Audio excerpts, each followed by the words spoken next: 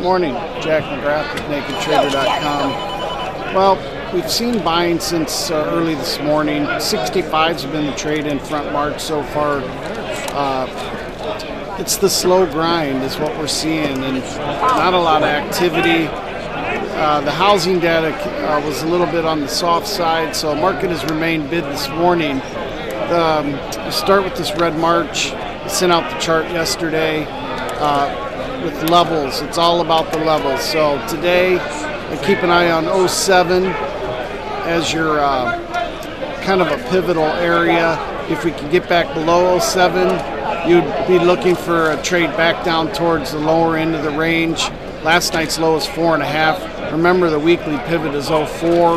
We tested through that yesterday, but ended up closing above it in the afternoon. So 07 to start, 04 below there. On the upside, continue to watch this 10-11 area. 10.5 was yesterday's high. 11 is the 50%. And then you have the upper resistance at 13.5, which if we started to get above 13.5, I'd look for the 61.8 retracement, which is 19. So right now we're kind of just stuck. Market has been chopping around. It has paid to sell those bounces and then just buy the dip back for your scalp. So we'll see if that we can, see that today. Feels like we do want to try to trade back up towards that 10-11 area, but I keep an eye on 07 to start. I sent out a front SEP chart. Sorry, Joe, I didn't include the attachment, but we fixed that. So take a look at that chart. We do have a nice formation to keep an eye on in front September Eurodollars. Today's range is 43 to 47.5 is where I think that you have support and resistance. I was looking at the SEP weekly pivot also. That comes in at 42. Any long position in September, you'd want to stop yourself out below 42. And if you started to get above 47.5, I think you could look and form some objectives much higher in September as well. I like the fact that it's a rounding bottom. I like the head and shoulders formation. It's very symmetrical. You got two left shoulders. It is possible that you're in the process of building the second right shoulder. So it's something that we're going to keep an eye on. That's the 43 low from last night. And also that 43 low is your upper trend line was broken, and now we came back down to it last night. It held. So I think 42, 43 is going to be an important level of support.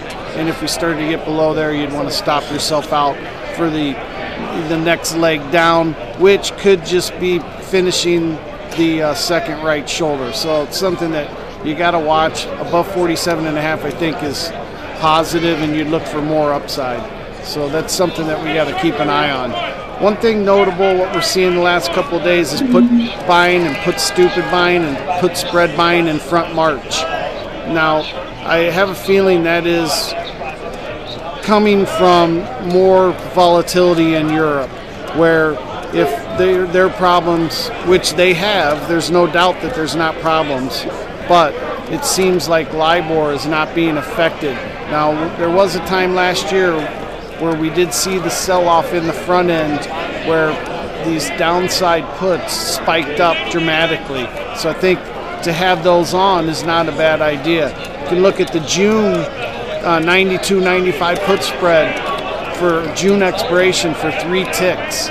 SEP, the same kind of thing, the 90-92 put spread, which is only 20 basis points out of the money for September expiration for 3.5 basis points. Not bad risk reward if something did happen or come to fruition with LIBOR and the spike, in LIBOR off of Europe. So just a food for thought. Even though right now the charts aren't telling you that that you want to have something like that on, not bad to have it in your back pocket. You're not risking a whole lot of money off for that. So something to think about. That's about it for today. We'll see if we can get any volume going here. It's been fairly light for the last few weeks. So Jack McGrath with NakedTrader.com. Thank you.